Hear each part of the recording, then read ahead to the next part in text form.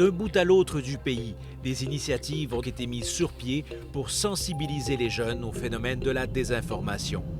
Mais aux yeux de bien des experts, les lacunes, elles se trouvent dans nos écoles. À défaut d'avoir au programme un cours consacré à l'éducation aux médias, c'est à l'initiative des enseignants que cette matière est abordée. Une école secondaire de l'ouest de Montréal nous a ouvert ses portes pour qu'on puisse voir de près comment ils s'y prennent.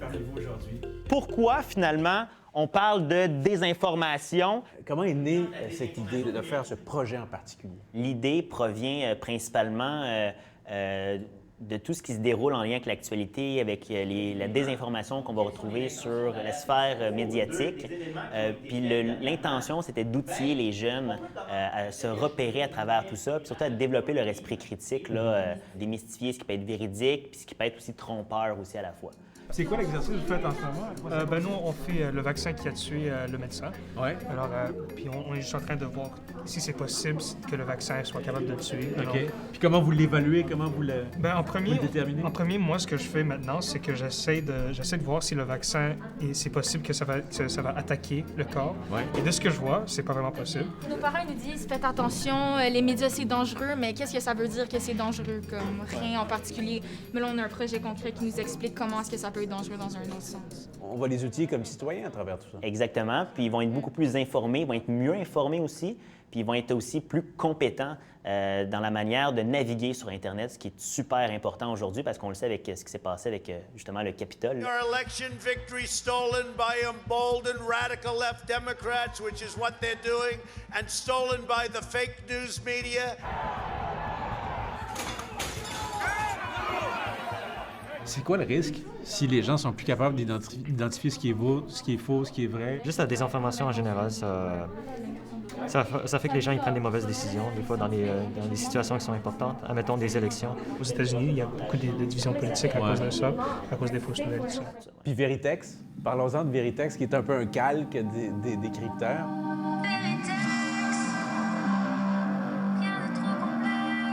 Quel est l'objectif ultime? Qu'est-ce que vous vous entrevoyez depuis le début dans ça? Bien, en fait, l'intention de tout ça, c'est que l'élève soit au centre de ce projet-là.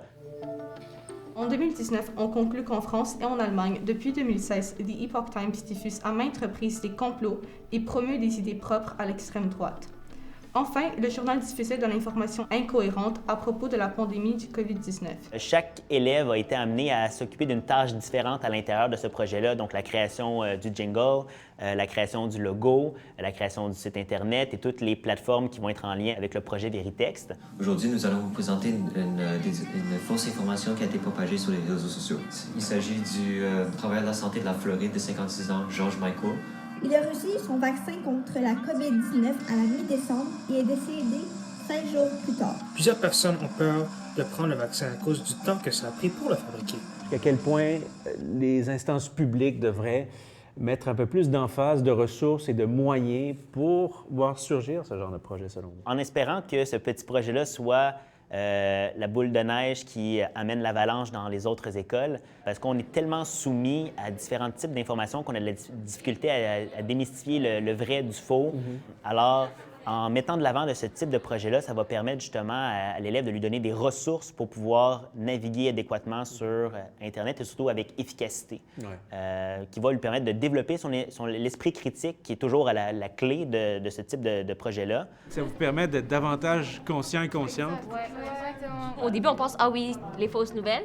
Mais là, quand tu te mets à travailler puis à rechercher, c'est comme, ils sont partout. On est plus porté à vraiment chercher si c'est vrai ou faux qu'avant. Avant, je pense qu'on croyait plus qu'est-ce qu'on voyait sur les réseaux sociaux que maintenant. Pour vous, en tant qu'étudiant, en tant que citoyen, qu'est-ce que vous en pensez? C'est très important parce que surtout notre génération, on est beaucoup sur les réseaux sociaux et sur les médias et ça nous apprend un peu vraiment à pas croire tout ce qu'on dit, à faire plus d'attention. Il y a beaucoup d'adultes avec lesquels je parle qui viennent me voir, qui me disent « Oh, regarde ce que j'ai vu sur Facebook », puis tu regardes, puis tu vois tout de suite que ça n'a aucun sens. Vous voyez déjà les résultats concrets? Je vois que mon projet fonctionne bien puis que j'ai réussi à attiser le doute chez eux et l'esprit de réflexion aussi. Le doute raisonnable. Tout à fait.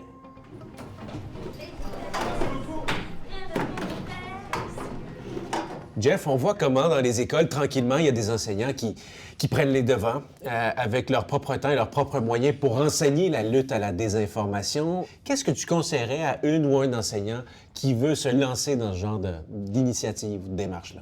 Oui, bien, je veux juste commencer par saluer les profs qui font ça. C'est vraiment excellent comme initiative. Malheureusement, on n'a pas vraiment d'éducation aux médias systématique au Québec. Je pense que c'est quelque chose qui est important. Parler de ces enjeux-là aux jeunes, c'est quelque chose de fondamental. C'est pour ça que j'ai aidé à mettre sur pied le programme 30 secondes avant d'y croire de la FPJQ, de la Fédération professionnelle des journalistes du Québec, qui organise des visites de journalistes dans les écoles. Puis on s'est penché justement à comment parler aux jeunes. Ce qu'on s'est rendu compte, c'est qu'ils n'ont pas la même vision de l'information que nous. Quand on leur demande qui ici a déjà lu un journal, il n'y a pas beaucoup de gens qui se lèvent. Pas grand monde. Si on prend cette approche-là puis on se met à parler des médias traditionnels dans ce cadre-là, ça peut être un peu difficile pour eux de comprendre parce que c'est pas dans leur expérience. C'est pas leur écosystème d'information, c'est ça. En revanche, ce qu'on a remarqué, c'est que les jeunes comprennent très bien les réseaux sociaux. C'est leur environnement. Donc, c'est une façon de pouvoir aller les chercher, ça, de parler leur langage puis de dire, bien, regardez, quand vous voyez une publication sur les réseaux sociaux qui a plein de vues, plein de j'aime, plein de commentaires, ça peut avoir de l'air plus fiable parce que beaucoup de gens ont participé, ont cliqué dessus, mais c'est pas nécessairement le cas parce que ça peut être manipulé, ces choses-là. Puis ça, ils comprennent. Mais il y a des choses qu'ils comprennent moins dans la façon dont la désinformation s'opère. C'est là où on peut donner des trucs, des outils. Bien, c'est leur manque de familiarité avec les médias traditionnels. C'est là que ça vient un peu jouer parce que pour eux, les médias, c'est des sites web. Donc, certains vont avoir entendu parler des grandes marques au Québec. Le Journal de Montréal, je pense que tout le monde connaît ça. Radio-Canada aussi, c'est des marques quand même très connues. Mais n'ayant pas tenu un journal dans les mains, n'ayant pas forcément regardé un bulletin de nouvelles à la télévision, c'est un peu comme si tu comparais un site web à un autre. Donc, un site web qui contient de l'information, au premier coup d'œil, s'il est bien monté, le site web, ça peut avoir de l'air équivalent au site web du Journal de Montréal ou de la presse, par exemple. Donc, c'est vraiment des sensibiliser à comment les gens ont obtenu cette information-là. Comment le travail de journaliste se fait? Et ça, c'est quelque chose qui est extrêmement méconnu, pas juste auprès des jeunes, auprès de la population générale. C'est quoi le processus journalistique, comment on trouve l'information, la différence entre des chroniques d'opinion et des articles aussi. Dans les journaux, t'as la section opinion qui est séparée des autres pages. C'est libellé opinion ou débat ou idée. Dans un fil Facebook, il n'y a pas de libellé. Donc, faire comprendre ces enjeux-là, c'est super important. Oui, c'est ça l'éducation aux médias, finalement. Bien, justement. Puis je pense que ça serait bon pour la population en général de mieux connaître le travail de journaliste. Auprès des jeunes, c'est encore plus crucial parce qu'ils commencent leur vie citoyenne puis leur vie numérique aussi. Ils sont plongés dans un chaos sur les réseaux sociaux où toutes les sources d'information sont présentées de façon équivalente. Donc, c'est encore plus important de leur inculquer ces idées-là.